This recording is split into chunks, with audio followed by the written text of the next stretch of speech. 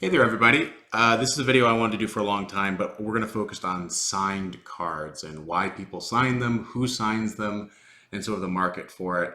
But the impetus for this is I actually got home from work today and I saw that my official picks, which I'll get into what that is a little later, cards had come back. So I sent some cards to be signed by certain actors along with a friend. So there's two sets of cards in there. But before we get into what I got in the mail, I thought it'd be fun to go through the signed cards that I currently have.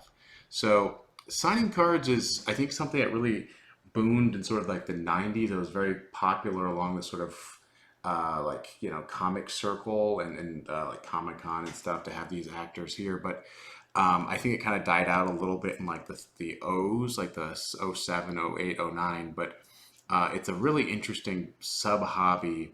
And you can see here Admiral Mahdi, that was Captain Nita. And one of the reasons I think it's a really interesting sub hobby is because a lot of these guys are passing away. So there's just less opportunities to get things signed, as well as there's a whole new generation of actors that now, are signing cards from whether it's episode 7 through 9. It's not just cards, of course, it's posters, it's everything you could possibly have signed. So I just go for the cards because I think it's pretty cool. But here we have a signed Captain Piet. So this is like my little Imperial officer corps, if you will. So next up we have Lieutenant Shrekel. This is signed by Jeremy Bulloch, who's also Boba Fett. But this is sort of a fun cameo because in the movie, Jeremy Bulloch also played this. So the flavor text here says twin brother of a famous mercenary. So that's one of my favorite like Star Wars Easter eggs. So I have assigned Boba Fett here. And a lot of these like lesser characters, it's like 20 to 30 bucks to get them signed. But that was maybe, 10 years ago when this stuff was more plentifully available. A lot of these guys just don't do it because they're, in their 70s and 80s now because they did Star Wars when they were 35. And it's crazy to say, but, the first movie came out in 1977, which is, math is hard, but I think nearly nearly 40 years ago. Over 40 years? Oh my God, over 40 years. So we have our Boba Fett. This is probably one of my favorite signatures. I think Jeremy Bulloch has a really cool signature here. Really nice, really iconic. Just really cool. And that's why I have two of them. So this one's signed in gold. I wish this was the foil version of this, one small thing, but I think this is really cool. And these are fun to collect. I'm at this point as a collector where I kind of have all the Star Wars CCG cards. So this is sort of a new frontier. And I also think from a value standpoint, this is really poised to blow up because there is a fixed number of these. And I think when people start seeing that, hey, this is a pretty cool thing to do, why not? So we have a Biggs. So I think all the ones I've gone through, minus the Jeremy Bulloch, these are all not incredibly rare or valuable. A lot of these folks are around on the signing circuit for a long time, so it's not like there's a shortage of these. But I think I picked this Biggs up for like 75 bucks, maybe, right? I think they might be a little more valuable now, but who knows? We have Ula, who was fed to the Rancor, RIP. Maybe 50 to 60 bucks or something. Owen Lars.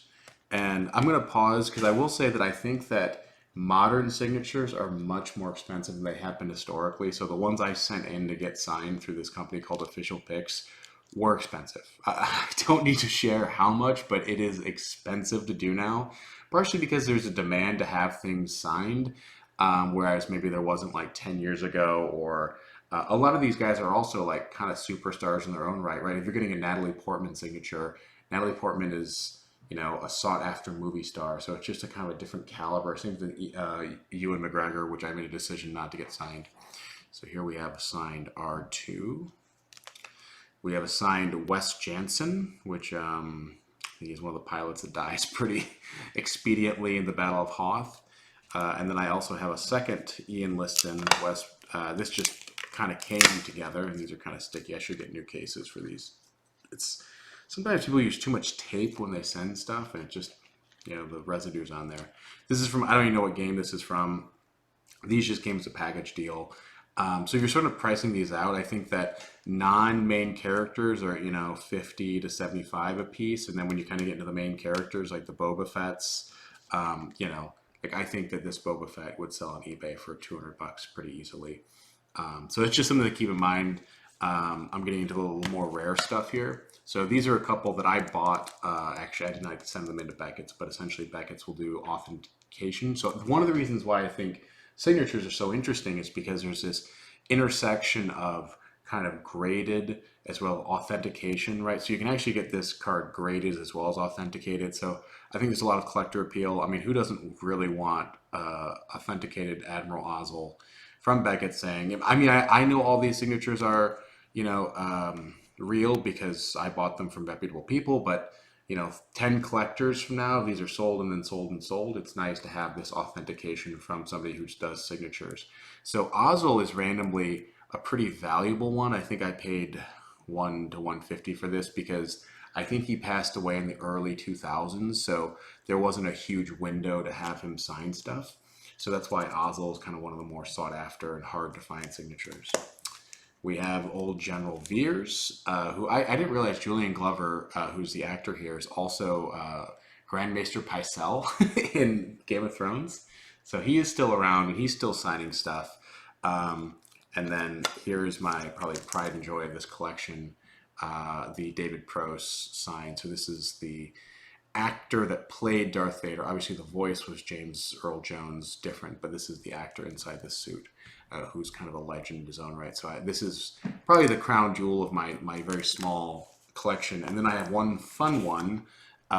This is signed by Jim Colson, who, if you know who Jim Colson is, you know that he is kind of a legend in the Star Wars community, but he was also Gold 5 in the Decipher Volunteer program, so he signed a Gold 5 for me.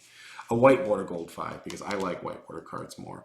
All right, let's get to what I got in the mail, guys. So, I actually already opened the plastic just to reduce the time that I was meddling here on camera. So it's a little more straightforward. Okay, so there should be 3 cards in here. All right, so let's see what we got. Oh, yes. So what you do with this service is you send in your cards, and then they will, basically get the actors to sign them. I think they have some sort of contracts or they go to cons, whatever it is. But this is probably the coolest one. So like I said, I sent these in with a friend, so this unfortunately is not mine, but this is signed C-3PO, and he got the "We're doomed" put on there, which I think is a really fun flavor text. So that's one. This one's mine. This is signed by what's his name? Ian McGuire, who's the actor that played Palpatine. I really wanted to have a Palpatine signed, and I thought it'd be really fun to have the, AI from Coruscant signed. I wish they would have used, like this type of pen, to be honest. Like this pen is sort of thinner.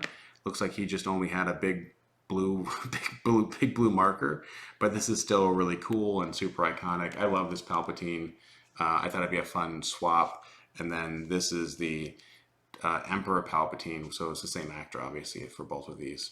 So I think contrasting the two, I think both are very cool and interesting. Like I said, I wish he used a bit thinner of a pen, so it was a little more distinct. But I guess he had a magic marker and not a lot of room. So this is what we get. So these are both really cool. I'm super happy about it. So we have a signed 3PO, a signed Palpatine, and a signed Palpatine, all in the mail today. And forgive me for not going through each actor's name. I am terrible with names and kind of forgetful. So I'm happy to have these, though. These are all super cool and getting added to the collection. Well, actually, just this one is because these are my friends. But I hope this was kind of fun and informative for folks. And if you have questions about autographs, I think that they're really interesting market to get into, and I'm getting into it more myself. I'm happy to answer questions or comment what signed cards you have or what cards you'd like to get signed. Okay, well, thank you, everybody, and I'll see you next time.